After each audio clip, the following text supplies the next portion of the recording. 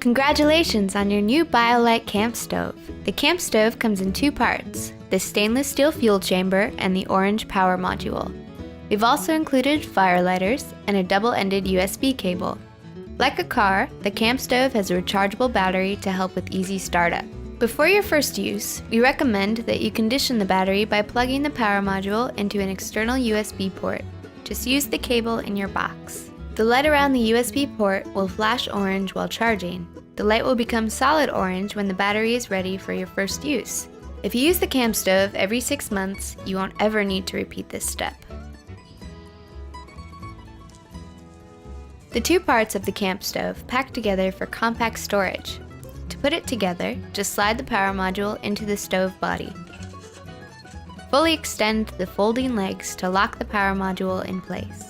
Put the stove flat on a level surface away from any overhanging branches and clear away dry brush on the ground around the stove. Have water nearby in case of an accident. Just like with any fire product, it's important to be safe and follow all local fuel and fire regulations. You'll want to gather small, dry fuel for the fire. If it's recently been raining outside, you may want to bring a little dry wood with you to help start the fire. Here's an example of wood that's good for burning. It snaps cleanly because it's well aged and it's very dry. Twigs that bend without breaking won't burn as well. We don't recommend using leaves because they tend to smoke. Fill the stove chamber loosely without blocking the jets on the side of the chamber. We recommend using a fire lighter to get the fire started, and we've included some in your box. Just light one end, let the flame get started, and then place it carefully in the fuel chamber. If you don't have fire lighter, you can also add small kindling or some paper to the top of the stove and light that with a match. Wait about 10 seconds and then push the power button to start the fan on low. This creates the flow of oxygen to the fire to help start it quickly. As the fire builds, you can push the power button again to set it to high. You can start adding larger fuel at this point. Oak, maple, and other hardwood twigs are good to use because they're long burning. If it's windy, make sure the power module is not downwind.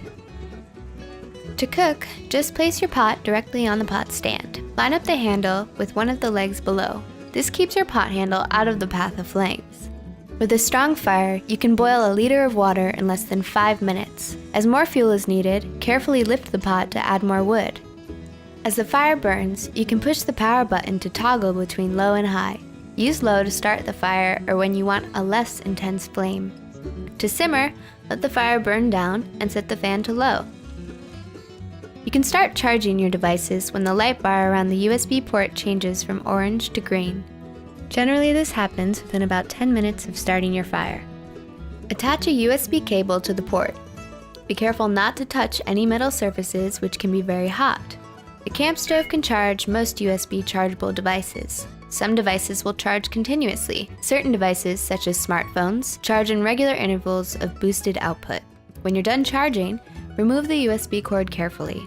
Pulling too sharply can knock over your stove. When you're done using the CampStove, just let the fire burn down to cold ash or bury live embers and extinguish with water. Never pour water into the stove because it could damage the stove's components.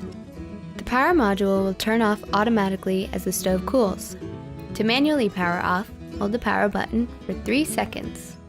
If the power module isn't cool enough yet and you attempt a manual shutdown, the fan may turn itself back on to protect the power module from the heat of the fire.